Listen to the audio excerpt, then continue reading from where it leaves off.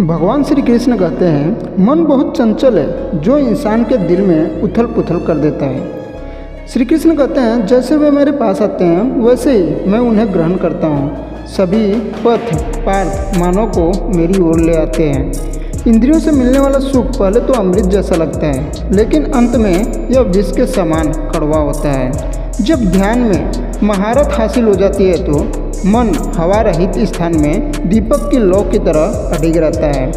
भगवान श्री कृष्ण अर्जुन से कहते हैं, हे अर्जुन, तीनों लोकों में मेरे पाने के लिए कुछ भी नहीं है और न ही कुछ ऐसा है जो मेरे पास नहीं है। मैं अभिनय करना जारी रखता हूँ, लेकिन मैं अपनी किसी ज़रूरत से प्रेरित नहीं हूँ।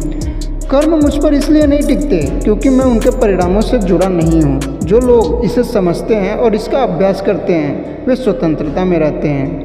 ज्ञान की भेंट किसी भी भौतिक भेंट से बेहतर है, क्योंकि सब कामों का लक्ष्य आत्मिक बुद्धि है। जैसे आग की गर्मी लकड़ी को राख कर देती है, वैसे ही ज्ञान की आग सभी कर्मों को भस्म कर देती है।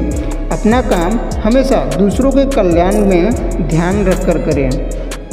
अप्राकृतिक कर्म बहुत तनाव पैदा करता है। हर व्यक्ति का विश्वास उसकी प्रकृति के अनुसार होता है। मैं उन्हें ज्ञान देता हूँ जो सदा मुझसे जुड़े रहते हैं और जो मुझसे प्रेम करते हैं। भगवान श्री कृष्ण कहते हैं, मेरी कृपा से कोई भी कर्तव्यों का निर्वाह करते हुए भी बस मेरी शरण में आकर अनंत अविनाशी निवास को प्राप्त करता है। बुद्धिमान व्यक्ति कामुक सुख में आनंद नहीं लेता। जो कार्य में निष्क्रियता और निष्क्रियता में कार्य देखता है वह एक बुद्धिमान व्यक्ति है।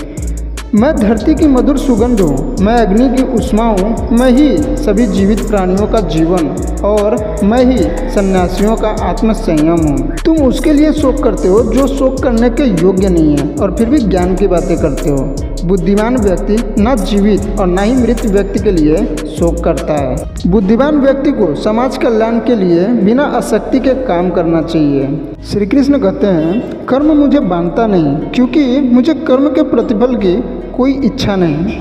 कर्म योग वास्तव में एक परम रहस्य है। कर्म उसे नहीं बांधता जिसने काम का त्याग कर दिया है।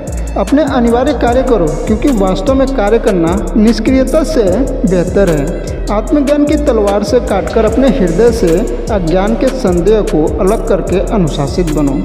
मनुष्य अपने विश्वास से निर्मित होता है। जैसा वो विश्वास करता है वैसा वो बन जाता है। इस जीवन में मनुष्य न तो कुछ खोता है न ही कुछ व्यर्थ होता है। मन अशांत है और उसे नियंत्रित करना कठिन है, लेकिन अभ्यास से इसे वश में किया जा सकता है। केवल मन ही किसी का मित्र और शत्रु होता है। व्यक्ति या जीव का कर्म ही उसके भाग्य का निर्माण करता है। जब मानव अपने कार्य में आनंद खोज लेता है तब वह पूर्णता प्राप्त करता है। नर्क के 3 द्वार होते हैं, वासना, क्रोध और लालच। क्रोध से भ्रम पैदा होता है, भ्रम से बुद्धि व्यग्र होती है। जब बुद्धि व्यग्र होती है तब तर्क नष्ट हो जाता है। जब तर्क नष्ट हो जाता है तब व्यक्ति का पतन हो जाता है। सदैव संदेह करने वाले व्यक्ति के लिए प्रसन्नता न इस लोक में है और न ही कहीं और। मन की गतिविधियों, होश, श्वास और भावनाओं के माध्यम से भगवान की शक्ति सदा तुम्हारे साथ है और लगातार तुम्हें बस एक साधन की तरह प्रयोग करके सभी कार्य कर रही है। ज्ञानी व्यक्ति ज्ञान और कर्म को एक रूप में देखता है, वही सही मायने में देखता है। निर्माण केवल पहले से मौजूद चीज़ों का प्रक्षेपण है। उससे मत डरो जो वास्तविक नहीं है, न कभी था न कभी होगा। जो वास्तविक है वो हमेशा था और उसे कभी नष्ट नहीं किया जा सकता। जन्म लेने वाले के लिए मृत्यु उतनी ही निश्चित है जितना कि मृत्यु होने वाले के लिए जन्म लेना। इसीलिए जो अपरिहार्य है उस पर शोक मत करो।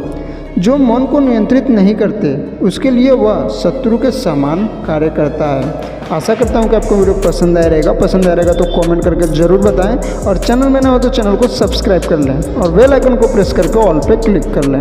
बोलो जय श्री कृष्णा।